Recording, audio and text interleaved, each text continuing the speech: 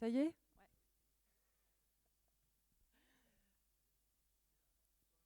Oui, monsieur. Très bien, bonsoir, bonsoir à toutes et à tous et bonsoir Rochefort Nouveau Monde hein, qui est présent à nos côtés. Effectivement, comme le disait Jean-Pierre, aujourd'hui on a une conférence d'un genre nouveau, puisqu'on est sous format table ronde déjà. Donc on va avoir deux tables rondes ce soir. Une première avec des jeunes à côté de moi, en fait des auteurs qui s'adressent plutôt effectivement à la jeunesse, même si leur livre s'adresse également aux adultes. Et puis dans un deuxième temps, nous aurons donc une deuxième table ronde avec les plus adultes, en tout cas des ouvrages qui s'adressent effectivement à cette catégorie-là. Et la question qu'on s'est posée dans la préparation de cette conférence, c'était de se dire, voilà,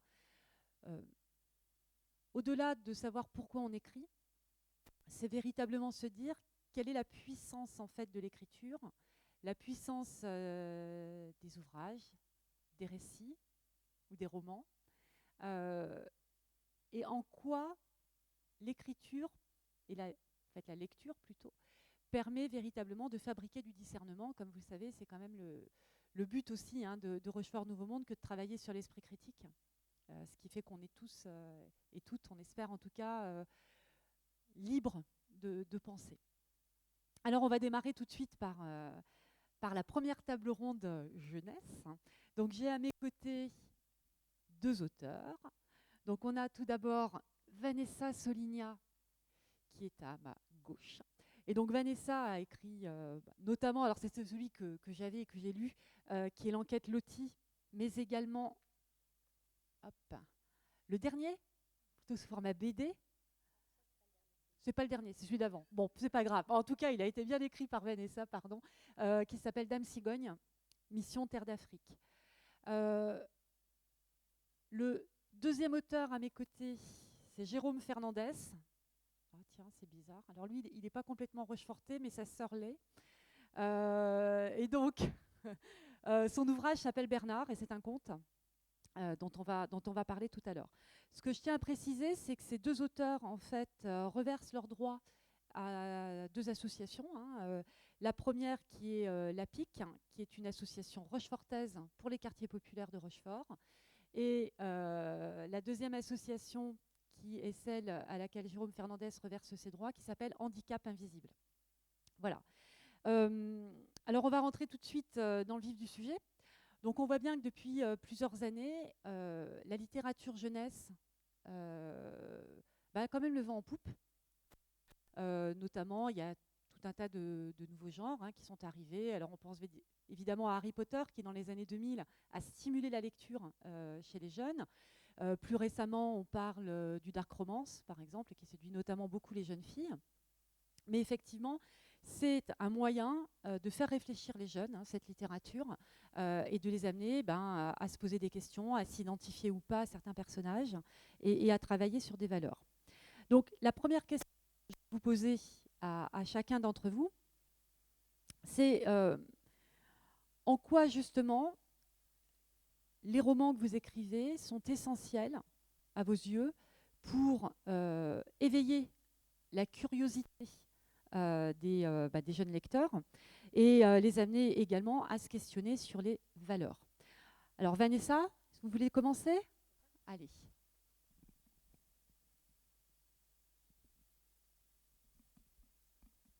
Ça marche? Non. Ok. Donc, pour moi, éveiller la curiosité du jeune public, c'est vraiment fondamental. Et déjà, dans la conception de l'auteur, je trouve que l'auteur, c'est celui qui, par le verbe, hein, va débroussailler un petit peu l'univers brut et par son expression, par sa mise en forme, recréer le monde avec une sorte de filtre qui permet de le voir d'une manière plus précise. Et les adolescents, notamment, en ont réellement besoin. Et c'est un peu comme le petit pousset qui va semer des petits cailloux sur un chemin qu'il va tracer. Et les jeunes vont pouvoir suivre ce chemin. d'autant plus que on met en place des personnages adolescents aussi, et donc les jeunes vont pouvoir s'identifier à ces personnages et par là même suivre le même chemin et pouvoir découvrir, se poser les mêmes questions que les personnages. Et je dirais que quoi de mieux que côtoyer des elfes, des ogres ou même des robots pour se questionner, par exemple, ne serait-ce que sur les valeurs de l'humanité. Et voir, essayer de réfléchir et répondre à la question de ce qui nous rassemble dans un monde où le collectif est de moins en moins la valeur dominante, où l'individualité est là. Et donc, vraiment, ce questionnement amené par les romans, ça va être fondamental. Voilà. Merci beaucoup Vanessa. Alors, je m'excuse auprès des éditeurs qui sont dans la salle. J'ai oublié de les citer. I am sorry. Donc, voilà. Alors, voilà. Enquête Loti comme Bernard sont édités par les éditions Illis. Voilà. Jérôme, même question. Alors, pas la même réponse, on espère. Complémentaire dans tous les cas. C'était quoi la question? Donc, pour moi, la littérature, pour les enfants, déjà, c'est pour, comme je dis, faut les attirer dans cette curiosité, parce qu'il n'y a pas de, comme on dit, la curiosité a un mauvais du moins, un défaut, tout au contraire, parce que c'est fait justement pour ces citoyens qui sont en devenir, notamment à être accompagnés par l'adulte, qui va l'amener justement à la lecture et l'accompagner dans sa lecture, je dirais de l'âge de 2 à 99 ans, comme Fernand Nathan.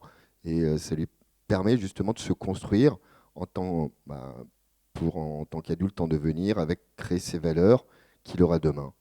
Voilà, du moins. Pour moi, c'est essentiel, je dirais, c'est un besoin, quoi, de la littérature. Merci. Alors, je vais continuer sur le fil. Je suis en train de regarder le micro pour pas qu'il tombe. Voilà. Sur le fil, donc on a compris que le roman, c'est à la fois s'identifier, construire son chemin et peut-être aller vers plus de collectif. On nous dit également que c'est un moyen de former des citoyens en devenir, donc des futurs adultes, en leur transmettant un certain nombre de choses. Mais si on continue, et notamment sur l'enquête Loti. Donc là, on a affaire à un jeune adolescent, donc en plus c'est l'adolescence, donc il va avoir ses premiers émois, etc. Et qui va suivre une enquête qui s'apparente à une enquête policière. Donc Vanessa, vous utilisez l'enquête effectivement comme une structure narrative. Et en quoi cela aide le jeune lecteur à se questionner, en fait, justement, et à s'ouvrir et à prolonger la question qu'on vient d'aborder sur la curiosité. Typiquement, le genre, la forme narrative de l'enquête incite à ce questionnement, puisque le personnage lui-même est en pleine interrogation et va émettre des hypothèses sur ce qui se passe. Et ce qui est assez intéressant, c'est que justement, dans le livre, les personnages vont faire des hypothèses et ils sont totalement à côté, parce qu'ils vont s'accrocher à des apparences, faire des jugements un petit peu hâtifs. Et puis finalement, en creusant un peu, ils vont se rendre compte que ces premières impressions sont fausses et apprendre à se questionner un petit peu plus profondément, à recouper des indices. Et donc c'est pour ça que l'enquête, c'est vraiment une forme narrative qui est assez idéale. Surtout dans ce roman, l'enquête se déroule vraiment au contact du patrimoine. Et une des valeurs qui était vraiment très importante véhiculée dans ce roman, c'est vraiment montrer que ce patrimoine qui nous entoure énormément à Rochefort, eh bien ce patrimoine, il est là pour tous, il est accessible à tous et il peut vraiment apporter de l'enthousiasme, de la passion à tout le monde, quelle que soit la façon dont on a été éduqué. Et justement, dans le roman, les deux personnages qui vont se rencontrer pour faire cette enquête viennent de milieux différents. Et notamment, la jeune fille va venir d'un milieu qui n'est pas du tout lié à tout ce qui est musée, œuvres d'art, etc. Et pourtant, elle va y découvrir un plaisir et un enthousiasme impressionnant et se poser exactement les mêmes questions que son camarade. Donc finalement, on se rend compte que ça devient précieux pour les deux, même si pour la première, c'était comme une initiation. Merci beaucoup, Vanessa. Donc là, on a effectivement affaire à un roman qui, comme vous l'avez compris, est basé sur une enquête policière. Il y a des souterrains, il y a des mystères, des choses comme ça. Du côté de l'autre ouvrage qui est Bernard, là, on questionne un autre univers qui est celui, Jérôme, du handicap. Donc à travers un personnage qui est un lion, puisqu'en fait ce conte, voilà, c'est un peu le livre de la jungle. Hein. Et du coup, Jérôme, en quoi est-ce que ce type d'approche permet aux jeunes effectivement de se questionner sur les normes sociales, hein, sur les carcans, hein, qu'on a tous et qu'on nous transmet en fait dès la plus tendre enfance à travers l'éducation. Donc en quoi effectivement ce type de roman peut permettre aux jeunes lecteurs de s'affranchir de ça, en tout cas de se questionner.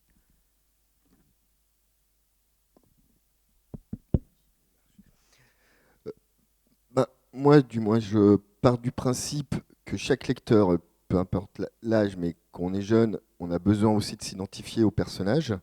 L'identification, c'est ce qui crée aussi son identité, parce que le personnage soit bon ou méchant, on s'identifie et on crée entre guillemets la notion de bien ou de mal. Si je prends un exemple très simple pour que ça parle un peu à tout le monde, d'ailleurs c'est, on va dire, une des plus grosses réussites françaises de ces 10 ou 20 dernières années, parce que je ne sais plus à quand remonte le premier, c'est Moi, moche et méchant, où le personnage principal, c'est Monsieur Grou, qui au début, le conseil adulte ou un enfant, c'est le gros méchant hyper identifié, où le lecteur s'identifie, mais de manière très négative. Et au fur et à mesure que l'histoire avance, c'est la narration qui veut ça, on s'aperçoit que finalement, c'est un gentil.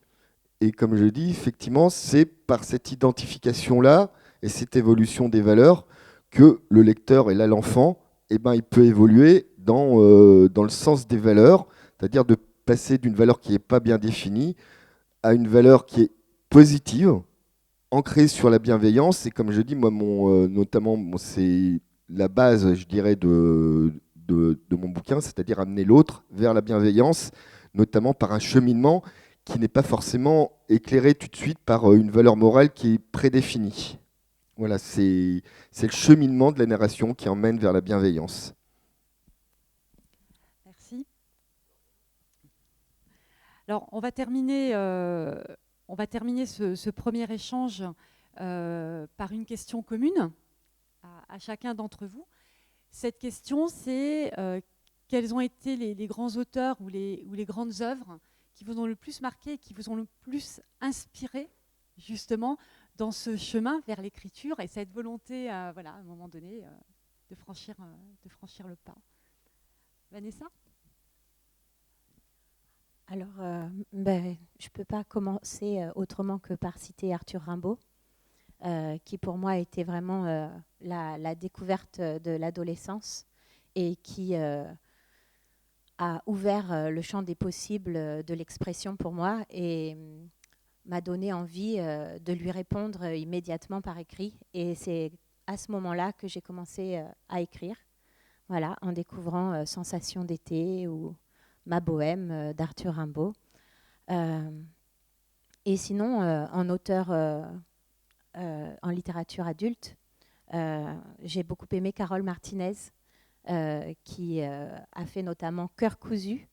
C'est un roman fabuleux et ce que j'aime dans cette écriture, c'est à la fois pouvoir s'exprimer, avoir une trame narrative construite et en même temps des divagations poétiques, de l'onirisme qui permettent de montrer que les faits bruts ne sont pas forcément ce qui compte le plus, mais surtout le ressenti qui peut accompagner le monde et qui peut nous permettre de percevoir ce qui nous entoure de manière unique et précieuse. Et on revient à cette histoire un peu de sens caché, en fait, où surtout pas s'attacher aux premières impressions, mais bien évidemment creuser autour et regarder et se faire sa propre opinion. Mais je crois que je suis vraiment attirée par ce genre de littérature parce que en littérature adolescente, peut-être vous connaissez aussi La Passe Miroir. Et c'est assez intéressant parce que l'auteur, c'est une documentaliste. Et quand on le sait, on pourrait trouver dans le roman toutes les problématiques qu'elle aurait pu ressentir en tant que documentaliste, en se sentant un petit peu transparente, etc. Et en fait, elle arrive à transposer ça dans un monde de fantaisie et de science-fiction incroyable, où elle devient un personnage qui traverse les miroirs et qui vit des situations politiques hyper compliquées. Et c'est vraiment passionnant. Voilà, c'est ce que j'aime dans la littérature jeunesse, de pouvoir se laisser emporter. Bien sûr, derrière, il y a des valeurs, il y a des messages qui sont transportés, mais il y a tout un univers qui est créé et qui permet aussi de se laisser emporter et de rêver. Et je pense qu'on en a besoin. Absolument. Merci Vanessa. Jérôme, même question. Œuvres, auteurs qui vous ont marqué et qui vous ont inspiré? Je dirais la première, moi je dirais qui m'a marqué dès l'âge de 11 ans, je dirais, où là vraiment bon, je me suis mis à dévorer, que ce soit l'œuvre, mais ensuite bon, l'univers aussi, mais je dirais qui m'a attiré beaucoup dans la littérature. Je dirais c'est Tolkien. Le Seigneur des Anneaux. Oui, le Seigneur. Pas que, je dirais que j'ai commencé quand même par Bilbo. Et oui, tout l'univers de Tolkien. Ensuite, bon, forcément, c'est Le Seigneur des Anneaux, c'est, bon, je dirais, c'est l'œuvre suprême. Mais comme je dis, c'est tellement un effet miroir sur notre société, alors que c'est un monde totalement inventé où il n'y a pratiquement pas de faille dans son monde. Voilà, c'est éblouissant, etc. C'est féerique. Voilà, je dirais, pour moi, c'est l'œuvre majeure que je peux relire demain sans aucun problème, même si, comme je dis, c'est gros comme la bille, il ne faut pas en avoir peur. Voilà, mais pour moi, c'est l'œuvre majeure, du moins en tout cas, même si c'est de la littérature étrangère, mais comme je dis, pour moi, c'est l'œuvre majeure, entre guillemets, de la littérature qui m'a fasciné. Ensuite, je ne peux pas citer non plus la littérature sans parler de Charles Baudelaire, bon, encore un auteur de la Boétie. Voilà, qui est d'ailleurs, comme Gérard de Nerval, Baudelaire ou Arthur Rimbaud. Ensuite, c'est la question à 1000 francs, que personne, je suis sûr que personne ne connaît la réponse. Ils avaient une particularité capillaire, laquelle... Ils étaient chauves? Non. Personne ne connaît la réponse? Ils avaient tous une particularité... non, mais parce que les francs n'existent plus, personne ne veut jouer du coup. Bah oui. Bah, les 1000 euros, c'est pareil, donc vous avez tous perdu. Donc ils avaient les cheveux bleus. Tous les auteurs de la Boétie ou tous les personnes qui faisaient partie de la Boétie à l'époque, donc Baudelaire, Nerval, Rimbaud, ils avaient cette particularité capillaire d'avoir les cheveux bleus. Demandez-moi pas pourquoi. C'est un peu comme les punks à une certaine époque. Voilà, ils avaient, pour moi, Baudelaire, déjà ça représente, entre guillemets, un peu comme Arthur Rimbaud, justement, ce côté artistique de savoir créer, pas forcément... Pardon. Peut-être que sans micro ça marche, non? Peut-être même réussir, et notamment si je prends un poème de Baudelaire qui pour moi m'a beaucoup marqué, c'est comment savoir faire de l'extrêmement beau avec du lait à la base, qui s'appelle La Charonne de Baudelaire, où on est submergé, parce qu'à la fin, le titre, on a l'impression que c'est lait, et en fin de compte, à la fin, on a carrément un bouquet de fleurs, quoi. C'est-à-dire, il arrive de faire de quelque chose de très laid, quelque chose de merveilleux, simplement avec des mots. Voilà. Et ensuite, je dirais, ma construction, on va dire, d'adulte, elle s'est plutôt faite par la philosophie. S'il faut citer un auteur, pour moi, qui m'a beaucoup construit, on va dire, oui,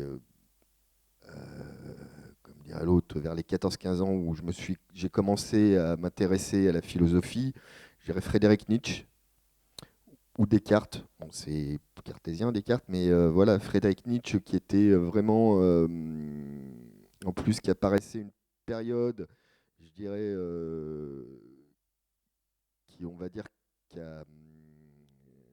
qui était antérieure, on va dire, à la période qu'on connaît actuelle, c'est-à-dire fin du 19e, 18e, etc., où justement, qui a construit soit les mauvaises pensées, etc., les idées néfastes du XXe siècle, ou les belles idées justement de ce XXe siècle, que lui, il arrivait à déconstruire pour justement faire de belles choses, quoi. Voilà, moi j'adore Friedrich Nietzsche pour ça, quoi. Voilà. Donc, comment transformer du beau en laid? Ouais.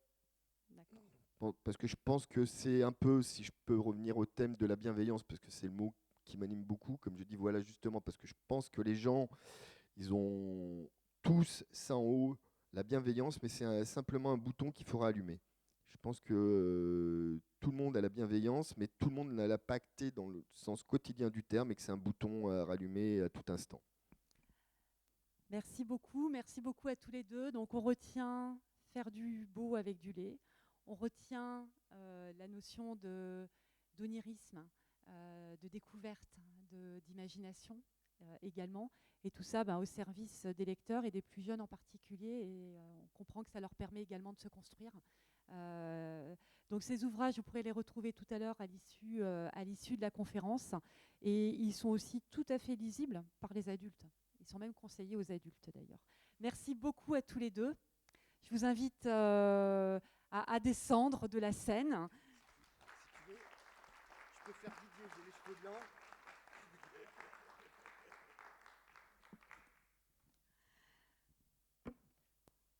Alors je vous propose d'accueillir 3 auteurs sur 4, puisque le 4e est en train de participer à l'installation du conseil municipal, donc il n'est pas évident qu'il nous rejoigne.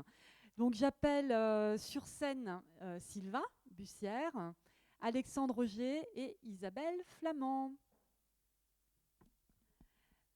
Merci à tous les 3 pour votre présence ce soir.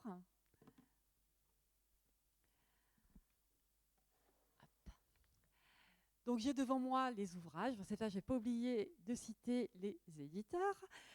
Donc tout d'abord, Isabelle Flamand, qui n'en est pas à son premier roman, et qui notamment a écrit un roman, mais me dit-elle, préfère parler de récit, donc peut-être qu'on clarifiera la question tout à l'heure, qui s'appelle La fille autorisée, donc chez Illis Éditions. Ensuite, à ma droite, Alexandre Roger, qui a écrit L'abandon. Donc là, c'est bien un roman plutôt historique, même si une histoire assez récente, on ne va pas remonter au calendrier grec, mais néanmoins qui se base sur l'histoire également. L'éditeur, c'est le SAS Culture. Et last but not least, l'ouvrage de Sylvain Bussière, donc Jessica n'a pas tout dit, aux éditions Eddy Chaos, dont l'éditeur Philippe Scholl est quelque part. Voilà. Donc ces ouvrages également, vous pourrez les retrouver à l'issue de la conférence. À préciser également que Isabelle Flamand reverse également ses droits d'auteur à une association qui s'appelle Nous Toutes 17 et que son ouvrage a été financé par la région Nouvelle-Aquitaine. Donc là, on change un petit peu d'univers. On est sur des romans qu'on ne va pas forcément proposer à des jeunes, ou des très jeunes, j'entends. Donc on est sur ce qu'on appelle les romans plutôt pour les adultes. La question ici, c'est en quoi le roman ou le récit pour adultes utilise-t-il en fait la fiction pour interroger la société, pour interroger les comportements humains. Donc on va passer sur le grill, entre guillemets, chacun de nos 3 auteurs. Donc à la fois, ça peut être des questions individuelles, des questions collectives. Donc on va démarrer par Sylvain. Donc Jessica n'a pas tout dit, pardon. C'est un peu une sorte de polar. Enfin, c'est un peu voilà, voilà, un univers assez particulier où on joue en fait avec les non-dits. avec des formes de choses trappes, peut-être aussi, ce qui vient un peu en écho aux discussions précédentes de la table ronde. Et en quoi en fait la fiction est-elle un bon moyen en fait de révéler des vérités cachées, de faire passer des messages, de déjouer peut-être aussi ou de dénouer certains mécanismes sociaux à travers justement cette particularité qu'est la fiction. Merci Valérie. Alors, c'est une question moi, qui me passionne parce que je crois que le ressort du roman, en tout cas de l'écriture romanesque, c'est d'incarner des histoires, de les incarner dans des personnages de chair et d'émotion, à la différence de l'histoire avec un grand H qui, elle, raconte des faits depuis l'extérieur. Le roman raconte depuis l'intérieur. Moi, je suis toujours assez fasciné quand on lit des auteurs anciens, des auteurs du 19e siècle, ou même des auteurs antiques. Si vous lisez Platon, au-delà du message philosophique de, je ne sais pas, la République ou n'importe lequel, on rentre vraiment dans la tête du personnage, dans sa culture, dans son quotidien, dans ses préoccupations. Et ça peut avoir 2000 ans, on est stupéfait de la fraîcheur des messages. Je crois donc que les vérités, alors je pense qu'on parle de vérité avec un grand V, on ne parle pas des petites vérités, voilà. Mais en tout cas, c'est celle qu'on cherche tous. Elle passe par cette incarnation et les émotions que ça véhicule. Quand on crée des personnages, même si on parle à la première personne, on parle d'un personnage, eh bien, on est dans son esprit et on partage ses émotions. Et c'est le vecteur qui va véhiculer nos idées. Et pas seulement nos idées, parce que je pense qu'il y a beaucoup de choses quand on écrit qui se font à notre insu. Moi, je m'aperçois en écrivant des textes que finalement, des thèmes émergent que je n'avais pas prémédités, mais qui sont des obsessions personnelles. Dans l'excellent roman Jessica n'a pas tout dit aux éditions Taos. À découvrir à l'issue de la conférence, c'est ça ? Je m'aperçois au bout de 2 tiers de l'histoire que c'est un roman sur l'identité, alors que ce n'était pas mon idée première. Voilà, je voulais explorer comment on peut organiser sa vie autour des vices, des grands ou des petits vices qu'on a tous. Finalement, on organise peut-être sa vie davantage autour des vertus, des vices que des vertus, parce qu'on doit s'en accommoder. Et donc, d'autres thèmes émergent. Et pour en finir, là où on véhicule des choses, c'est qu'on est souvent surpris, en parlant avec des lecteurs, de voir qu'ils ont fait une autre lecture de votre livre et qu'ils ont vu des choses que vous-même n'aviez pas vues. Et on le voit très bien quand on voit un livre qu'on a lu qui était adapté au cinéma. On s'aperçoit que le cinéaste a fait une autre lecture que vous, et parfois elle est assez surprenante. Moi, je me souviens de revoir là-haut de Pierre Lemaitre. Quand j'ai vu le film, je me suis dit, j'ai pas lu le même livre, et pourtant c'était très pertinent. Donc voilà, les choses se font à notre insu. Et je crois que, puisqu'on parle du discernement, c'est par là qu'on peut peut-être amener chacun à se poser des bonnes questions et avoir plus de discernement. Voilà. Merci beaucoup Sylvain. Je suis désolée, j'ai fait des petits mouvements. Normalement, je reste assise et je suis polie. Mais nous avons notre 4e auteur qui vient d'arriver. Donc, cher monsieur Cagnoux, nous ne vous attendions plus. Vous installer. Voilà. Donc, on va rajouter le 4e livre, qui est Le Grand Slam de Marilyn, la saga AA, tome 1, aux éditions Ulysse. Alors, on continue notre tour sur les premières questions autour des romans. Alexandre Roger, l'abandon aborde un thème assez universel et on se pose la question de savoir comment la fiction peut permettre effectivement d'aborder des expériences aussi intimes que l'abandon dans un contexte aussi particulier, qui est lié à la guerre d'Indochine, et en les ancrant en tout cas dans une réflexion effectivement un peu plus collective, puisqu'on peut écrire pour soi, mais on écrit aussi pour les autres.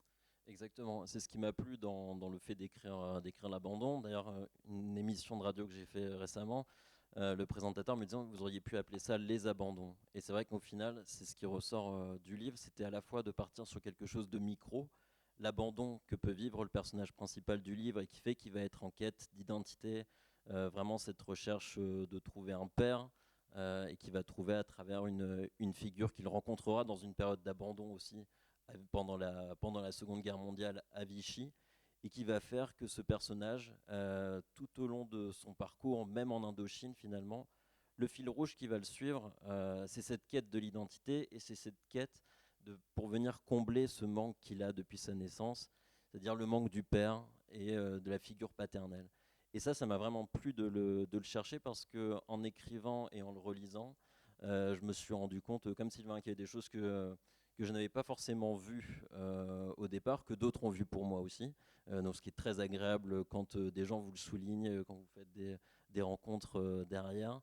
Et ce que ça peut développer chez un jeune garçon, notamment, un petit garçon qui écoutait des récits rochefortais ou des récits de voyage, et qui est venu combler des vides en rajoutant justement ces identités qu'il a voulu trouver dans la littérature, dans le cinéma. Et ça me plaisait beaucoup. Et donc l'amitié qui vient combler aussi le manque chez ce personnage principal. Un abandon finalement qui ne parvient jamais totalement à combler, parce que ce personnage est devenu déjà tellement étranger au monde par cet abandon. Et donc toutes ces questions que ça a pu faire résonner, je me suis rendu compte, non pas que j'avais une prétention d'avoir une vision très collective en écrivant ce livre, moi j'ai pensé qu'à moi en l'écrivant, honnêtement, mais c'était très intéressant de voir, lors d'échanges que j'ai pu faire avec des lecteurs, que ça avait pu réveiller chez eux certaines choses, de l'absence, que ce soit d'un papa, d'une maman, et dans cette période troublée qui était la Seconde Guerre mondiale, et peut-être encore plus l'Indochine, parce qu'on en parle très peu et qu'on peut le voir sous différentes formes d'abandon, c'était très intéressant d'aborder ces thèmes-là. Merci beaucoup. Isabelle. Mon sous-titre à la question, c'est la voix des femmes. Alors non pas parce que c'est pas forcément un récit féministe, mais effectivement dans La fille autorisée, en fait, on s'interroge sur la. Puis après tout, si, voilà, ça peut être un roman féministe parce que c'est pas un gros mot féministe.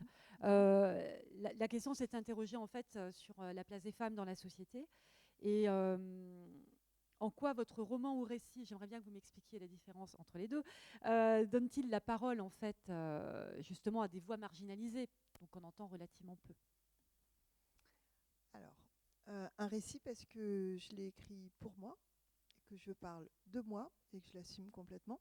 Et donc à travers moi, mon histoire familiale. Et du coup, bah voilà, on retombe un peu sur ce que tu as dit, à savoir que écrire pour soi, c'est être lu par les autres. Et du coup, finalement, à travers soi, on parle des autres et on a un retour de gens qui se retrouvent eux-mêmes dans la lecture du texte qu'au départ qui était à une visée très personnelle. Donc le récit, c'est raconter quelque chose qui véritablement a existé, mais qui s'ancre dans un périmètre plus large qui est celui de la société dans laquelle on évolue. Alors, marginaliser les femmes... Des voix, oui, des voix marginalisées. Disons que des femmes en général, mais des voix. Alors, en l'occurrence, là, ce serait quel type de voix qui serait marginalisée ? La voix d'une victime, la voix de celle qu'on n'entend pas, la voix de celle qu'on ne voit pas. Ouais, qui du coup prendrait à travers des mots une forme. Oui, alors c'est vrai que pour le coup, moi je ne l'ai pas écrit à travers ce prisme-là.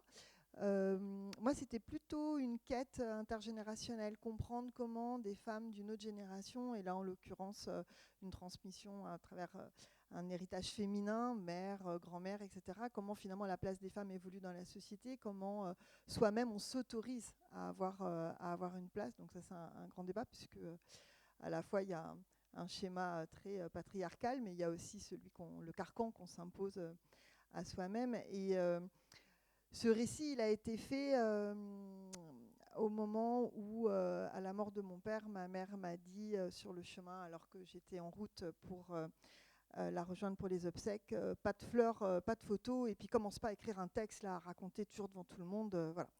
Donc j'ai raccroché et j'ai eu le chemin, j'étais à 300 km, donc pour réfléchir à comment j'allais faire pour ne pas dire, en fait. Donc je n'ai pas dit, j'ai respecté sa voix, mais j'ai écrit. Et donc j'ai voulu comprendre pourquoi elle ne voulait pas de mes mots ce jour-là. Et ce texte, en fait, est l'autorisation que je me suis donnée. Elle n'a pas forcément hyper aimé, ma maman, mais voilà, je l'ai fait néanmoins. S'autoriser. C'est ça, À être. voilà. Et ça, c'est important pour tout le monde. Merci Isabelle. Donc on va passer à notre quatrième auteur, Didier Cagnoux, qui dans son roman va mêler en fait des enquêtes, va mêler l'ésotérisme et en tout cas le premier tome, le sport, comme toile de fond. Et en quoi en fait ce cadre, voilà, on a aussi des flashbacks entre Marilyn Monroe et Joe DiMaggio, et puis un cadre plus récent qui est notre époque actuelle. En quoi ce cadre permet effectivement voilà, d'amener un questionnement et de construire ce questionnement. Bonsoir à tous. Alors moi, c'était pas pour moi que j'ai écrit d'abord. C'était, comme disait un célèbre cycliste, à l'insu de mon plein gré. J'ai pas eu le choix. J'avais une histoire en moi qui s'est écrite dans ma conscience et je n'ai pas eu le choix que en écrire automatique, de la mettre sur papier. Et je me suis rendu compte après que je ne parlais que de domaines que je maîtrisais, ou que je connaissais bien, donc mes passions. Donc je suis un passionné de sport et de baseball, donc forcément il fallait qu'il y en ait. Je suis un passionné d'ésotérisme, il fallait qu'il y en ait. Et ça, c'est le premier volume. Le second volume, qui n'est pas sorti aujourd'hui, c'est la musique et l'ésotérisme. Et le troisième, c'est l'astronomie et l'ésotérisme. Donc d'abord, j'ai pris conscience que je ne pouvais écrire que sur des domaines dont je me sentais légitime. Et puis ensuite, il y a un message derrière tout ça, je pense, qui était plutôt inconscient au départ, parce que je ne savais pas où j'allais aller. Et je trouve que par le jeu, par le roman, par les quêtes initiatiques, par les aventures, par s'attacher à des personnages, eh bien, on arrive à faire passer des idées plus facilement que si on est dans une notion explicative de l'idée, un essai ou autre. Alors, moi, ce que j'ai voulu, c'est que ça soit, comme disent les anglo-saxons, un page turner, c'est-à-dire qu'on ait tout le temps envie de tourner la page, que ça va vite, même quand on revient dans l'histoire. Et c'était ça mon souhait, c'est-à-dire que des petits chapitres, de façon à ce que quand on regarde le livre, on se dit oh, il y a encore ça à lire, allez, je vais au bout. Et puis l'autre d'après, oh, il n'est pas long, j'y vais, et ainsi de suite. Donc, et ça fonctionne? Bah oui, tu l'as lu, mais tu m'as dit ça. Merci beaucoup, Sylvain. Et enfin voilà, je vous raconte un peu la genèse de cette histoire-là. Et quand j'ai voulu le commencer, je ne savais pas que j'allais faire un 2 et un 3. Et puis le 2, il s'est forcé, le 3, il s'est forcé, il est écrit. Et c'est qu'à la fin du 3 qu'on comprend vraiment ce que j'ai voulu dire, en fait, vraisemblablement, je crois. Si on le comprend, toutefois. Ok, merci à tous les quatre pour ce premier échange. Il va y en avoir un suivant. Donc, ce qu'on retient aussi, et ce qui est assez commun à vous quatre, et c'est assez spectaculaire, en fait, c'est que, alors, Isabelle, c'est peut-être un petit peu différent, mais en tout cas, vous trois, c'est chemin faisant, des choses apparaissent, des choses se construisent. Il y a une forme, en fait, de révélation qui se fait au fur et à mesure de l'écriture, voire qui se fait après l'écriture. Notamment, c'est ce qu'Alexandre nous a dit. Isabelle, c'est un petit peu différent, parce qu'on est effectivement dans le récit autobiographique, en fait, un peu. C'est un peu ça, et on est dans la transmission aussi, dans la transmission et dans la quête de sens, plus en niveau vertical, en fait. Alors, on va passer à un deuxième type de questions. Donc là, il y a un des auteurs qui s'est positionné plutôt sur une question que sur une autre, mais les autres peuvent interagir, évidemment, sur les réponses données. Donc on a une première question sur l'équilibre. Je regarde Sylvain parce qu'il m'a dit « Ok, celle-là, je vais bien la prendre ». L'équilibre entre divertir le lecteur, parce qu'on a besoin de se divertir, hein, de s'évader un petit peu, et en même temps, pousser ce même lecteur à réfléchir, hein, donc à faire un effort, en fait. Donc, comment est-ce qu'on arrive à faire ça? Alors, la question est commune à tout le monde. Hein. C'est beaucoup de travail, d'abord, parce que bon, si on écrit des romans et qu'on les publie, c'est d'abord pour être lu. Sinon, on écrit des journaux intimes et puis on les met dans des placards. Ça fait du bien aussi, mais on veut être lu. Donc pour être lu, il faut remplir, à mon sens, pas mal de critères. Il faut peut-être avoir une histoire. C'est pas forcément évident d'ailleurs. Mais il faut avoir d'abord de la justesse de la langue, de la justesse de la temporalité, que les faits soient vraisemblables. Et tout ça, c'est beaucoup de travail minutieux, parfois de vérification. Après, on y revient beaucoup parce qu'il y a un jaillissement. Souvent, tu en parlais, Didier, du texte. Un premier jaillissement, l'histoire vient. Et puis après, il faut ciseler. Il faut ensuite essayer de trouver du rythme. Il faut des articulations, il faut beaucoup de choses pour que finalement on essaie d'être un page turner, comme tu le disais, qu'on ait envie d'aller plus loin et puis d'emmener les lecteurs vers une histoire qui leur apporte quelque chose. Donc, comment on y arrive, puisque c'était ta question, Valérie, je crois que c'est en travaillant, parce que le récit lui-même ne suffit pas. On porte tous en nous des histoires, mais si on veut les rendre intéressantes et si on veut toucher quelqu'un, il faut beaucoup travailler et y revenir. Et en ce qui me concerne, ça prend beaucoup de temps, ça prend plusieurs années. Et à plus forte raison, parce que contrairement à ce que tu disais tout à l'heure, moi j'essaie d'écrire au plus loin de moi. C'est ce qui m'intéresse, d'essayer d'aller chercher des personnages et des histoires qui ne sont pas proches de mon quotidien. Mon personnage tue beaucoup de gens, moi j'ai tué personne, j'ai même pas eu envie d'essayer, mais ça m'a intéressé de voir ce qui se passait quand on tuait des gens. Et pour en finir, il y a un chapitre où mon personnage explique techniquement comment il est bon de tuer, comment on peut tuer proprement.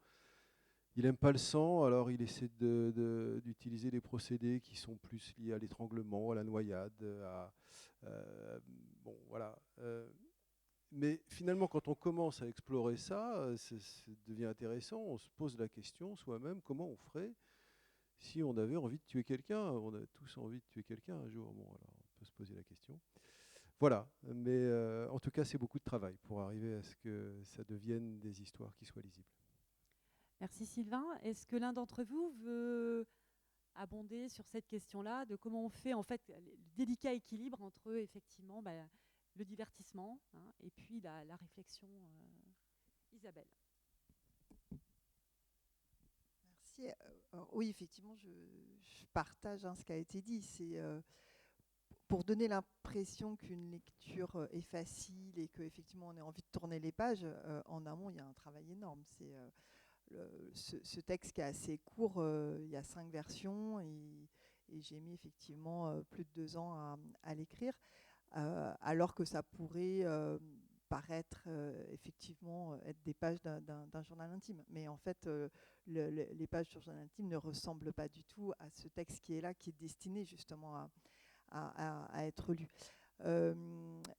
Ce texte est donc un récit, mais quand on est dans une fiction, j'aime beaucoup ce dont tu parlais par rapport à imaginer des choses qui sont loin de nous. Et il y a un autre texte où je me suis amusée à raconter une histoire à 3 voix, 2 voix d'hommes, 1 voix de femme, et du coup, voilà, forcément, la voix des hommes, je la connais moins, mais c'est intéressant quand on écrit fixer comme ça des objectifs et de sortir de notre zone de confort, tout en ayant, encore une fois, ce travail incessant de relecture, parce qu'il faut que tout s'emboîte, il faut que la langue soit fine, que les mots soient choisis, que ce soit très fluide, rigoureux. Alors par ailleurs, moi je fais de l'histoire, donc j'ai envie aussi de raconter des choses justes, qui chronologiquement soient cohérentes, et qui ait pas de choses qui soient donc qui pourraient être contredites par rapport à une rigueur scientifique. Donc oui, c'est un peu de travail qu'on fait en plus de tout le reste. Ouais. Merci. Merci Isabelle. Bon, on va continuer avec vous parce qu'on avait une autre thématique et Isabelle a dit ok, celle-là je la prends, qui est la question de comment naît un roman critique. Est-ce qu'on part d'une idée? Est-ce qu'on part d'une colère? Est-ce qu'on part d'un choc, etc., d'une observation ou d'un personnage? D'une émotion. Forcément, là en l'occurrence, clairement, c'était dans le cadre d'une émotion, oui, un deuil. Comment est-ce qu'on se remet d'un deuil? Jamais complètement, mais en même temps, il faut trouver les mots pour l'exprimer. Et puis, à travers son expérience et celle de tout le monde, qu'on vit tous et toutes à un moment ou un autre, ça peut être un regard, un personnage, une idée, une envie. Dans tous les cas, écrire un texte correspond forcément à un besoin. Et je pense que là-dessus, on se recoupe par rapport à ce que tu disais aussi, Didier. Il y a quelque chose un peu viscéral qui nous dépasse. Et quand on est dans une phase d'écriture, alors ce qui est... j'aimerais bien moi, pouvoir faire que ça, mais bon, c'est pas possible. Mais en fait, ça nous extirpe du quotidien. Il y a quelque chose qui dépasse en fait notre objet ordinaire. On a besoin, on a les mots qui viennent, il faut les écrire, les noter.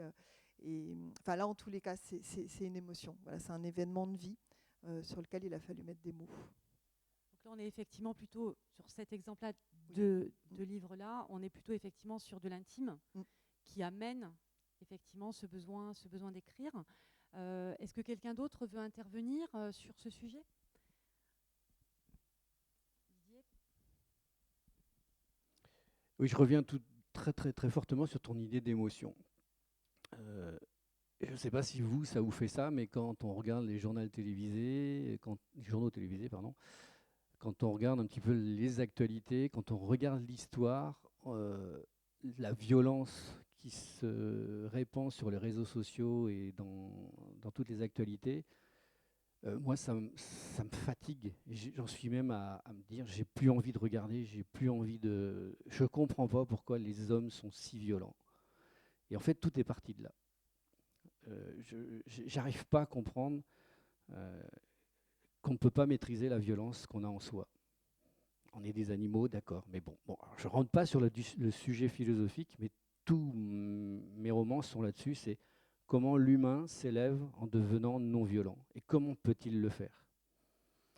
Et comme j'ai pas trouvé la solution, eh ben, j'en ai inventé une, un peu d'ordre ésotérique et de science-fiction, et c'est parti comme ça en fait. Donc je suis un non-violent, s'il vous plaît, et je ne sais pas pourquoi je suis comme ça. Pourtant j'ai fait un service militaire, mais dans la musique, donc avec ma clarinette, je ne pouvais pas trop lutter. Et d'ailleurs, même s'il y avait une mobilisation, maintenant à mon âge c'est mort, mais je ne serais plus mobilisé puisque les musiciens partent les derniers, même après ceux qui sont réformés, c'est vous dire. Donc voilà, donc j'ai cette non-violence en moi et c'est parti de ça. Et comment on arrive avec une histoire à faire passer cette idée-là? Et je n'ai pas vraiment réussi dans le premier volume, donc c'est pour ça que j'ai eu besoin du deuxième et du troisième pour aller au bout de la possibilité de dire peut-être que la non-violence, c'est la solution à notre mieux vivre ensemble. Merci. En fait, là, ce que je retiens là, des deux échanges, c'est quelque part, il y a eu la notion de... le terme besoin qui est sorti, qui est une forme de délivrance en fait, quelque part. On a quelque chose en nous quand on veut écrire et le roman permet effectivement de se délivrer. J'ai une autre... si tu voulais intervenir, Sylvain? Juste d'un mot, parce que moi, la manière que j'utilise pour développer des récits, c'est avant tout de créer des personnages, de leur créer un univers, des interactions sociales, un métier, des amours, des colères. Et puis, une fois que tout ça est bien constitué, il suffit de mettre un événement et il va réagir. Et là, il va réagir de manière où on va parfois être étonné. Et moi, je fais partie de ceux qui écrivent sans plan, c'est-à-dire que l'histoire naît comme ça et parfois elle nous emmène très loin. Voilà, pour répondre à la question initiale. Ah, intéressant. Là, on est dans le laboratoire. Hein. Donc, en fait, il y a une forme d'expérimentation et on voit comment les personnages vont effectivement pouvoir évoluer. Alexandre ? Moi, sur l'esprit critique, ce qui m'a intéressé, c'était de partir d'un personnage de anti-héros. Parce que je pense que c'est plus facile de poser un regard sur des périodes historiques sans avoir le préjugé ou les a priori de quelqu'un qui n'a pas connu cette époque. Et pour moi, le père en la matière, c'est Hugo Pratt avec la bande dessinée Corto Maltese. Parce qu'avec un personnage d'anti-héros qui navigue à travers le côté dégueulasse de la Première Guerre mondiale, à travers le réveil aussi des nationalismes et la volonté de décolonisation de plusieurs peuples qui étaient sous la domination notamment britannique et française, c'était plus facile de regarder à travers ce personnage en fait et de pouvoir aussi pousser des coups de gueule à travers lui, à travers la parole qu'il pouvait prendre. Et c'est comme ça que j'ai avancé en fait, c'était de me dire ok, je vais partir avec ça, j'ai un cadre, je sais où je veux aller. Moi j'ai une formation de juriste, donc je savais à peu près où je voulais aller et comment y aller. Et après, j'ai laissé le côté petit garçon naviguer avec son imagination, avec ses rêveries de petit bonhomme rocheforté qui a grandi avec les histoires de marins et d'aventures, et en même temps pouvoir critiquer aussi le monde actuel et ce qui s'est passé il y a maintenant plus de 70 ans avec un personnage qui regarde le monde avec beaucoup de détachement. Ah, gardez le micro, Alexandre, parce qu'on arrive sur une question sur laquelle vous vous êtes positionné, mais j'imagine qu'il va y avoir des réactions également avec les autres auteurs. Quand on écrit, sur certains romans en particulier, on a besoin de se documenter. Parce que voilà, on a besoin d'informations, on a besoin de structurer, on a peut-être besoin aussi de mettre de la chair autour du squelette du roman, en fait. Et concrètement, comment ça se passe ? Est-ce qu'on a une idée, on fait toute sa recherche documentaire et sur cette base on écrit, ou est-ce qu'il y a des itérations ? Est-ce qu'on peut faire, défaire en fonction de ce qu'on va trouver ? Alors moi déjà je baignais dedans depuis que j'étais petit parce que mon grand-père était déchilé et a fait la guerre d'Indochine. Donc j'ai grandi avec les photos en noir et blanc dentelées de la baie d'Along, des temples d'Angkor, toutes les photos de copains avec des petites dédicaces derrière, etc. Donc j'avais déjà ma source d'inspiration que je ne voulais pas trahir non plus, c'est-à-dire celle du petit garçon de 8 ans à qui on racontait les histoires d'Asie, d'Extrême-Orient, et que moi je voyais je voyais mon grand-père comme un Tintin, je le voyais pas comme quelqu'un qui était au service d'une puissance coloniale. Donc je voulais pas trahir cet aspect-là non plus. Et en même temps, il a fallu faire des recherches et je me suis documenté depuis que j'étais jeune, depuis que j'étais ado. Ce livre, il a mûri en moi depuis plus d'une dizaine d'années. Et à l'appui des photos, à l'appui du livre aussi du régiment de mon grand-père, il a fallu faire pas mal de recherches parce que si mon grand-père était à Hanoï le mardi, objectivement, il ne pouvait pas être à Saïgon le jeudi.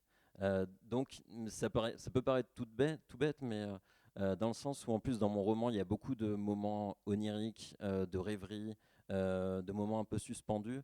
Je trouve que c'est beaucoup plus facile de mettre en place ce type de petite sortie de route quand le récit est bien ancré au départ dans une réalité. Et là encore, je peux que citer Hugo Pratt ou même Sergio Leone au cinéma. Pour moi, quand le récit est bien ancré dans un réel, c'est beaucoup plus facile de naviguer derrière et de laisser porter son imagination. Et en ça, ça rejoint vraiment ce que je disais tout à l'heure sur mon côté formation de juriste. Donc il faut que ce soit carré et en même temps que les sources soient bonnes. Et puis après, je laissais le petit garçon revenir, je mettais Ennio Morricone en fond et puis je pouvais divaguer un peu. Merci Alexandre. Qui veut ajouter ? Peut-être Didier sur la partie recherche documentaire ?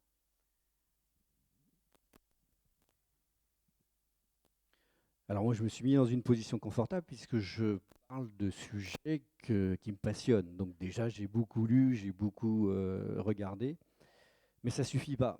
Comme disait très bien Alexandre, si on décrit un lieu, il faut mieux, au moins si on peut pas aller les visiter, parce que comme moi, ça va partout dans le monde, au moins aller regarder partout sur Internet, savoir si c'est possible quand on prend un avion d'un tel endroit que 5 heures plus tard on y soit. Enfin, tout ça, c'est effectivement, on doit le travailler. Et puis, je sais pas, je prends par exemple le dernier Camelot avec Lionel Astier. On voit que les fans lui reprochent toutes les petites incohérences il y a un mois de navigation, c'est pas possible, ils sont partis il y a 3 semaines, il manque une semaine, bon. Et les fans, ils lui remontent ça, quoi. Dan Brown expliquait ça régulièrement aussi, que quand il décrivait un lieu, il fallait absolument que ce soit le plus crédible possible. Et c'est pour ça qu'au début d'un roman, on met quand même qu'il y a de la fiction, quoi. Donc même un roman, même un lieu peut peut-être être un peu différent de la réalité. Mais n'empêche que ça nécessite énormément de documentation. Mais c'est le moment le plus passionnant. Parce que quand on va sur des livres ou d'autres, écrits par d'autres, ou qu'on va sur Wikipédia ou qu'on va sur n'importe quel site internet, c'est là que d'autres idées arrivent. Tout d'un coup, alors qu'on avait décidé que son personnage, il allait faire ci, faire ça, aller à gauche, aller à droite, et puis là, on découvre qu'il y a quelque chose, et c'est très souvent, on se dit, mais oui, et puis ça emmène carrément l'histoire dans un autre endroit où on ne s'imaginait pas. Donc la documentation est aussi un moment formidable de diversion de l'histoire ou d'enrichissement de l'histoire, et voire carrément parfois même de prendre la tangente. Et j'ai beaucoup aimé ces moments-là, au moment de l'écriture, parce que je me retrouvais dans un endroit, comme tu le disais, où je n'avais pas imaginé que j'allais aller. Ne peut-on pas se perdre dans la documentation, Sylvain? Alors moi, j'aime pas tellement chercher de la documentation, ça me fatigue un peu, mais j'en ai besoin de manière souvent plus sensible, comme je disais tout à l'heure. Et juste une anecdote sur l'histoire que j'écris en ce moment. Mon personnage est un marin de course océanique, et puis il fait naufrage au sud du Cap Horn dans les années 90. Et au moment d'écrire cette scène du naufrage, où son bateau est retourné, je m'aperçois que je ne sais pas ce qui se passe à ce moment-là. Je me dis, mais qu'est-ce qu'on fait dans un premier temps? Est-ce qu'on utilise une radio? Est-ce qu'on utilise une balise de détresse? Ça ressemble à quoi une balise de détresse? Comment on largue son canot de sauvetage quand le bateau est retourné? Comment on en sort? Et j'ai beau chercher sur l'intelligence artificielle et sur Internet, je ne trouve pas les réponses. Et je m'aperçois que ce naufrage, il ressemble fortement au naufrage qu'a fait Isabelle Autissier dans la même époque. Et j'ai la chance de pouvoir la joindre. Et quand je lui pose mes questions, celles que je viens d'exposer, je m'aperçois que j'étais dans le mille, parce qu'effectivement, elle avait, elle, anticipé ces 3 questions-là. Comment on évacue son bip? Alors, je ne rentre pas dans le détail de ce qu'elle fait, mais elle m'a répondu précisément là-dessus. Et finalement, je me suis rendu compte que j'étais dans le vrai. Et là, la recherche de documentation était passionnante, parce qu'on était sur du détail, mais qui rendait vraiment vivante cette scène qui, j'espère, sera publiée un jour. On l'espère, on l'attend. Isabelle, sur la partie recherche documentaire. Oui, forcément, les archives. En plus, maintenant, il y a beaucoup d'archives qui sont mises en ligne sur les sites des départements, des archives départementales. Il y a aussi, alors là, pour le coup, moi, comme j'ai été recherchée dans mon histoire généalogique des gens qui ont pu être confrontés à la Seconde Guerre mondiale et qui sont morts en déportation. Donc là, c'est le service historique de la défense. Alors là, c'est pareil, c'est extraordinaire, parce qu'on a une vague idée. Moi, j'avais, dans la mémoire familiale, j'avais un oncle qui était mort en Amérique. On a tous un oncle qui est parti en Amérique. On a tous des grands-pères résistants. Enfin, c'est extraordinaire, hein, l'histoire qu'on nous a transmise. Et puis bon, après, quand on reçoit les documents des archives, c'est un peu moins glorieux. Donc voilà. Et puis il y a les photos avec dedans qui sont jointes. Donc là, pour le coup, ça redonne encore plus envie de comprendre en fait cette histoire familiale. Et puis ça a été l'occasion d'échanger avec ma mère aussi sur non, finalement le tonton c'est pas ce qu'on pensait, quoi. Et oui, donc ça permet de rétablir à la fois une vérité et puis j'ai toujours été très marquée par les bandes dessinées de Tardy, où il y a toujours une véracité exhaustive des lieux, des rues, des bâtiments, le moindre mobilier urbain, tout est exact. Il fait même des maquettes avant ses dessins. Et oui, je trouve que c'est intéressant, quitte à prendre le temps d'écrire des choses, de se rapprocher tant ce peu de la vérité. Oui, c'est mieux, ouais. Et d'être crédible du coup. Ah bah, mais faites. Hein. Parce qu'on a l'impression que pour la littérature jeunesse, il n'y a pas de recherche. Excusez-moi pour eux quand même. Donc, Vanessa pourra répondre aussi. Voilà, parce que moi personnellement, du moins, on voit dans pratiquement toute la littérature, et je pense que même, je ne sais plus comment elle s'appelle, celle qui a écrit Harry Potter, qu'elle a dû faire énormément de recherches, notamment, J.K. Rowling. Voilà, notamment, si je réfléchis tout de suite, effectivement, notamment pour les lieux d'Harry Potter, forcément qu'elle a fait des recherches, notamment pour la bibliothèque qui se trouve au Portugal. D'ailleurs, la bibliothèque, elle se trouve à Lisbonne, à Porto, voilà. Donc voilà, donc elle a fait des recherches. Moi-même, j'ai fait beaucoup de recherches, notamment pour pouvoir identifier les lieux sans être, comme j'ai dit, j'ai essayé, là je vais citer un autre auteur, parce qu'effectivement ça se passe en Afrique. J'ai été baigné un petit peu là-dedans par le biais de mon oncle qui a travaillé plusieurs années en Afrique. Voilà, m'a beaucoup inspiré et fait rêver, voyager parce que j'étais jeune quand il est parti.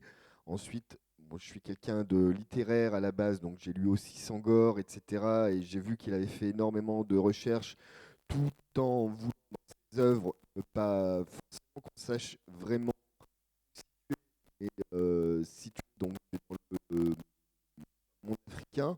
Moi, j'ai pu faire un peu pareil, faire beaucoup de recherches.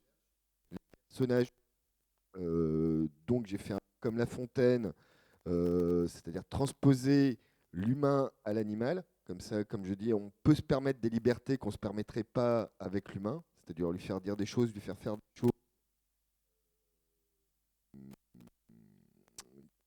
Voilà, que ça nous semblerait stupide au minimum dans la critique. Et également, quand il y a des personnages humains, j'ai fait énormément de recherches parce que c'est des personnages qui sont réels, même si j'ai changé les noms.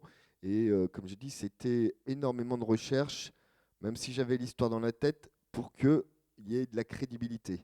Comme je dis, c'est une recherche de crédibilité, autant pour moi, mais pour les autres aussi, pour qu'ils puissent se retrouver. Merci. Peut-être Vanessa, parce que notamment l'enquête Loti, évidemment, qui est de la recherche, j'imagine. Oui, pour l'enquête Loti et surtout là sur la suite, je suis en train de fabriquer toute la structure en fait d'une nouvelle enquête avec un personnage comme Pierre Loti.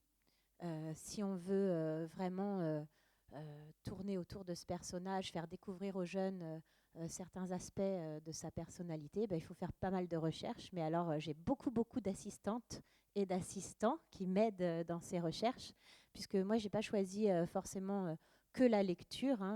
La lecture, c'est très bien.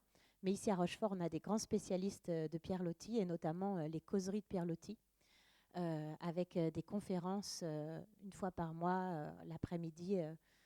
Donc, je profite aussi de toute cette expérience humaine et j'interviewe aussi des petites personnes qui ont vraiment la passion de cet auteur et qui ont vraiment des approches très différentes les unes des autres. Et ça m'apprend beaucoup de choses et je pense que ça va beaucoup nourrir le nouvel opus. Voilà.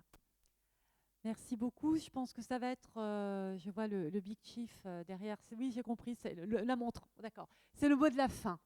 C'est le mot de la fin. F-I-N et peut-être autrement, il y a peut-être un A après le F. En tout cas, chers auteurs, merci beaucoup. Donc, on a sur cette dernière question vu que la recherche documentaire, c'était une évasion, c'était la possibilité de conforter un récit ou au contraire de bifurquer vers de nouvelles idées. Et de crédibiliser évidemment certains propos. Merci beaucoup tous les 6. On va les applaudir bien fort.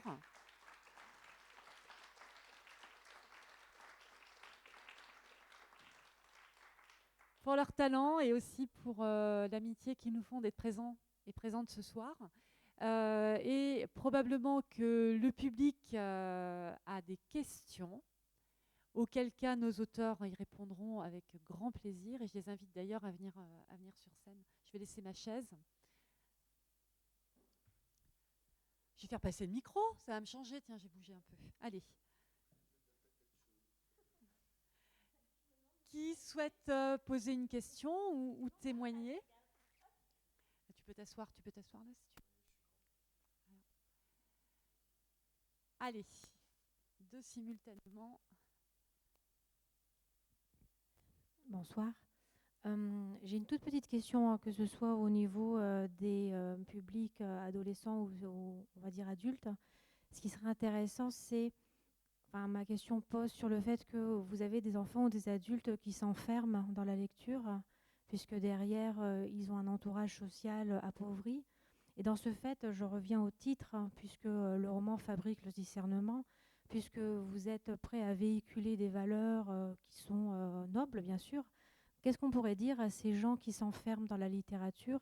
Est-ce que, dans ces cas-là, l'auteur a eu un manquement, puisque finalement, même après la lecture, il ne sort pas, il reste enfermé? Qu'est-ce qu'on peut mettre dans un roman ou dans un récit pour que justement ces personnes-là, que ce soit des enfants, des adolescents ou des adultes, qui puissent effectivement pouvoir sortir et pouvoir intégrer une place sociale? Merci. Il y a un micro qui doit être... Alors, Vanessa, puis Jérôme. Je pense que c'est important que la littérature véhicule aussi le plaisir de la communication avec les autres. Et justement, quand les valeurs véhiculées, c'est l'amitié, même à travers des différences, je pense que ça peut inciter les jeunes à aller vers les autres. Quand on montre que même en étant très très différents, on peut se rencontrer et se passionner pour les mêmes sujets. Et je pense que un enfant, un ado qui s'enferme dans la lecture va forcément tomber à un moment ou à un autre sur un autre passionné de lecture, et là, ça commence à parler. Je peux vous le dire d'expérience, parce qu'au collège, on en a. Et ils se trouvent, ils se rassemblent et ils peuvent partager leur passion, et en tout cas, on les incite. La lecture comme lien, en fait. Ouais. Je ne vais pas la paraphraser, mais ensuite, je pense qu'on est un petit peu dans le même milieu. Moi, je suis éducateur spécialisé de formation. Et je peux dire que généralement, du moins là, parce que pour moi, c'est un acte social, la lecture. Même si on s'enferme longtemps sur une œuvre parce qu'on veut la dévorer, comme on dit, ensuite, on a envie de la partager. On a envie de la découvrir par l'extérieur, c'est-à-dire en la partageant, déjà, en découvrant, si je reprends Tolkien ou par exemple Harry Potter, le nombre de personnes, de jeunes, entre guillemets, qui ont dévoré Harry Potter pour être allés à Porto, à cette bibliothèque, il y a une queue de 3 milliards de kilomètres pour une bibliothèque qui, dans le film, par exemple, ou dans le roman, apparaît gigantesque quand c'est, du moins, 3 fois grand comme l'espace. Et en fin de compte, elle n'est pas forcément grande. Mais effectivement, ça nous fait réfléchir, quoi. Voilà, donc pour moi, la lecture, c'est un échange social, même si on a besoin, le lecteur a besoin, comme moi, quand j'ai lu Tolkien, j'étais enfermé dans cet univers que je partageais pas forcément au début, mais à un moment donné, j'ai voulu, entre guillemets, la donner. La lecture, c'est un don aussi que l'écrivain nous fait à nous, et ensuite qu'on a envie de donner aux autres. Parce qu'on, comme je dis, on a envie de la partager, de ne pas être seul. Merci. Une autre question? Bonsoir. Je voudrais savoir en quoi, vous êtes enseignante, Vanessa, en quoi est-ce utile d'être enseignant dans un collège quand on écrit des romans pour la jeunesse, justement? Et peut-être y a-t-il des inconvénients? Alors, pour parler d'abord des avantages, quand on veut inventer des personnages crédibles, qui ont des intérêts crédibles aux yeux de nos jeunes lecteurs, d'être au contact des jeunes à longueur de journée, c'est vraiment fondamental. On sait qu'on a quelques portes d'entrée qui va leur permettre de s'identifier, d'accrocher à la lecture. Les inconvénients, Je sais pas. Je dirais que ce qui est difficile après, c'est d'assumer les deux statuts. Et en classe, de rester uniquement enseignante et d'avoir des temps pour être auteur. Merci. D'autres questions ou témoignages de lecteurs ou de lectrices?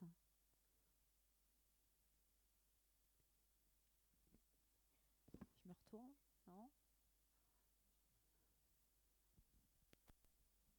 Bonsoir.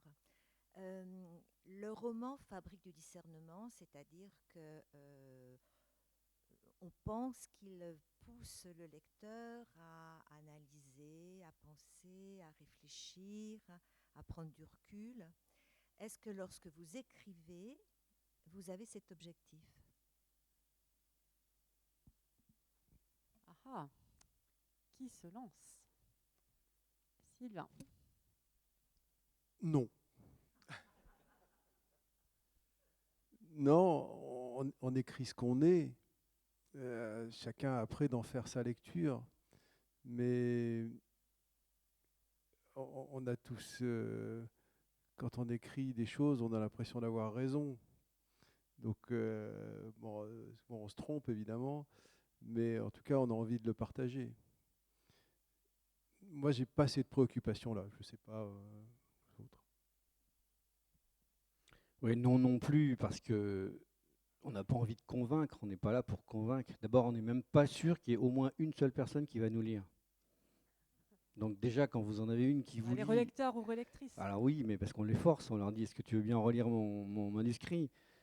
Et c'est vrai que quand on a une personne plus tard qu'on ne connaît pas du tout, ni Neve ni Nadan, qui l'a lu et qui vous dit des choses bien ou pas bien, enfin qui vous dit quelque chose sur ce que vous avez écrit, c'est là que ça connecte un petit peu. Mais non, on ne cherche absolument pas à faire passer quelque chose par la force de conviction. Mais si ça marche, si quelqu'un a appris quelque chose, si quelqu'un a senti quelque chose, et voire même, comme disait Alexandre, a senti peut-être quelque chose qu'on n'a pas forcément voulu mettre de façon explicite, mais lui, il l'a compris comme ça, bah pourquoi pas? Donc c'est ça la magie du roman, c'est que par l'histoire et par la fiction, va naître dans l'imaginaire de ceux qui se sont enfermés dans la lecture quelque chose que vous n'avez même pas voulu du tout imaginer vous-même en tant qu'écrivain. Et quand ça arrive, c'est formidable. Voilà. Jérôme? Moi, je pense s'il y a, du moins, ensuite tout dépend de la façon dont on écrit et entre guillemets de ce qu'on a envie de partager. Moi, dans mon cas, en tout cas, je pense comme beaucoup d'auteurs, on a un message à faire passer. Moi, le message, il était clair, c'était la bienveillance, la notion de discrimination et justement comment y mettre un terme, et notamment que c'est l'altérité, c'est-à-dire l'échange avec les autres et pas forcément avec ceux qui nous ressemblent, justement ceux qui sont différents de nous, qui nous amènent justement des fois ce poids justement pour pouvoir avancer. Moi, c'est un peu ce message-là que j'ai voulu faire passer. Ensuite, pour revenir au retour qu'on peut en avoir, que la critique, elle soit bonne ou pas bonne, comme je dis, elle est toujours constructive. Parce que déjà, ça veut dire que si la personne a lu en entier, qui nous fait un retour négatif, ça veut dire déjà qu'il l'a lu jusqu'à la fin. Donc déjà, c'est positif. Du moins, moi c'est comme ça, parce que même si c'est un conte, moi, par exemple, j'ai pris la notion de conte parce que j'habite dans une ville où il y a quand même un des plus grands conteurs, qui s'appelle Saint-Exupéry. Voilà. Et je me suis dit, j'aurais pu en faire un roman, mais je me suis dit, bon, j'ai vécu, du moins, j'ai pas grandi à Lyon, mais j'ai vécu depuis 30 ans dans cette ville où j'ai beaucoup assisté justement à ce genre de conférence-là sur Antoine de Saint-Exupéry.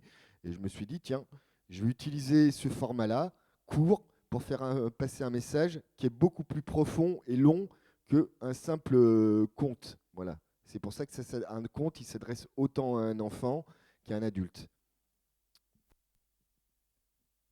Merci. Une nouvelle question? Valérie a dit si on avait une anecdote. Alors j'en ai une. j'ai eu la chance de rencontrer Sonia et Alexandre Poussin, qui sont les auteurs d'Africa Trek. Et à un moment donné, Alexandre, il fait une dédicace et puis il y a une personne, un monsieur qui se présente avec ses 2 tomes et il fait « Oh là là, j'ai tout lu en 3 jours ». Et alors Alexandre, il fait « Oh, j'avais le bourdon, moi j'ai écrit tout en 3 ans ».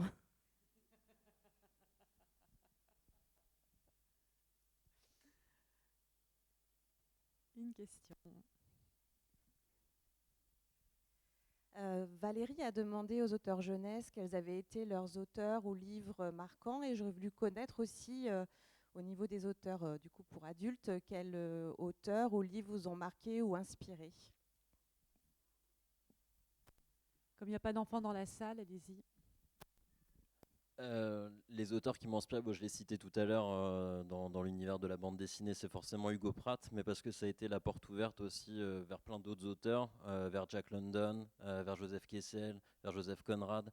Tous ces auteurs-là m'accompagnent depuis que j'ai 15-16 ans, et je trouve que grandir avec eux, c'est pas mal aussi. Et Kessel, oui, énormément.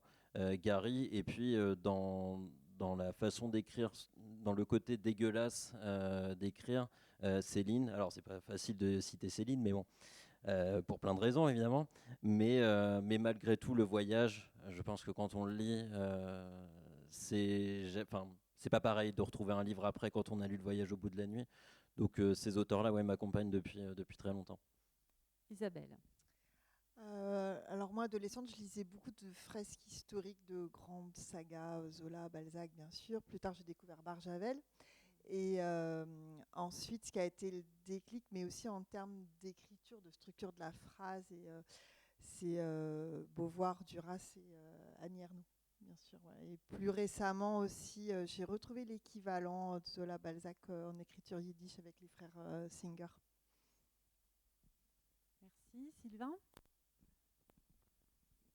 Alors moi, je partage les auteurs d'Alexandre, mais il y en a un que je veux absolument citer, c'est Cervantes et Don Quichotte. Pour moi, c'est le roman des romans. D'abord, c'est peut-être l'invention du roman. Et voilà, même si ça fait 1200 pages, il faut lire Don Quichotte parce que c'est drôle, parce que c'est intelligent, parce qu'il y a un sous-texte extraordinaire. Et vraiment, il n'y a pas beaucoup de livres où on rit. Et je vous assure que peut-être certains l'ont lu, j'espère que vous l'avez lu ici. On rit avec Don Quichotte et on apprend beaucoup de choses. Voilà, Don Quichotte, sans conteste. Et Sancho Panza, pour finir, pardon. Moi, je me suis rendu compte que je lisais essentiellement des romans que l'on qualifie aujourd'hui dans la littérature initiatiques. C'est-à-dire où le héros vit des aventures qui le transforment, et forcément, ça transforme également le lecteur quand on les lit. Donc le premier de tout cela, le plus grand, qui pour moi même pourrait être une Bible, c'est effectivement Tolkien avec le Silmarillion et Seigneur des Anneaux. Et puis il y a Goethe avec le Serpent vert, il y a tous les Giacometti Raven qui sont plus récents. Mais cette notion d'initiation, voilà, qui me plaît bien, et donc c'est pour ça que j'ai fait la même chose. Bon, bien sûr que le plus connu dans les romans initiatiques, c'est Dan Brown. Mais il a réinventé ce qui existait déjà avant, hein, puisque plein de gens ont très très bien fait ça avant lui. Et c'est ça qui me passionne. Alors le héros, c'est peut-être moi, hein, je ne sais pas. Mais en tout cas, l'initiation est quelque chose de lent, alors que ma lecture se veut rapide. C'est pour ça que c'est un peu bizarre aussi d'ailleurs. Mais c'est ça, c'est moi les romans initiatiques. Et d'ailleurs, je me suis amusé à faire des vidéos sur les romans initiatiques que j'ose mettre sur Instagram. Donc c'est pas facile de faire ce genre d'exercice, mais c'est ça qui m'émeut, et qui me meut. C'est joli ça, c'est pas beau non? Ah, c'est le mot de la fin. Ah, c'est vache. Ah. A-t-on, monsieur le président Jean-Pierre, encore le temps pour une question ou un témoignage? Je pense qu'il serait préférable que nous nous dirigions vers la salle de côté. Parce qu'on a soif. Alors déjà, de savoir, et puis surtout parce que ça va permettre à ceux qui ont des questions à poser sur un sujet bien particulier aux auteurs de les poser. Donc on va arrêter là, mais vous n'allez pas échapper à mes petits mots à moi. Où est-ce que c'est? C'est ça. Il ne plaît pas mon micro? Ça y est. C'est bon? Vous m'entendez? Parfait.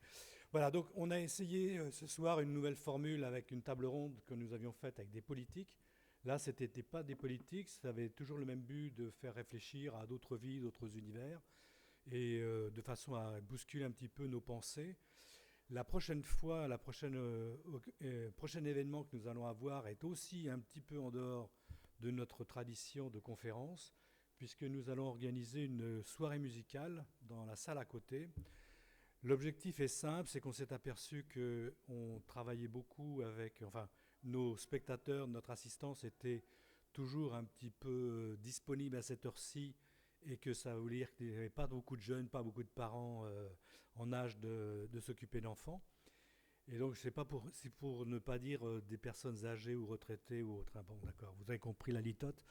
Donc, en l'occurrence, on voudrait accentuer nos efforts et notre travail auprès des jeunes pour les faire réfléchir, alors que ce soit avec des romans ou avec des événements créés par nous. Et donc, on fait une première passe, si je puis dire, avec une soirée musicale dans laquelle sont invités essentiellement des personnes qui auront les moyens de mettre un peu d'argent pour nous aider à créer une véritable opération auprès des jeunes. Donc l'objectif, c'est des jeunes qui viennent faire de la musique pour des personnes qui ont un peu d'argent. Un peu d'argent, on le prend et on va travailler avec le conservatoire pour créer un événement où on fera participer les jeunes de façon à ce qu'ils comprennent cet univers qui n'est pas forcément leur. Alors évidemment, les jeunes artistes qui vont venir le 25, eux connaissent très bien la musique classique, mais quand on parle hip-hop, rap et ou je ne sais quoi, on n'a pas forcément conscience que ça vient des bâtons sur des troncs d'arbres, que Bach a inventé tout ce qui était nécessaire pour le rythme, qu'il y a une filiation extrêmement importante dans la musique, et donc on veut leur faire connaître cette filiation et s'imprégner de ces univers qu'ils ne connaissent pas.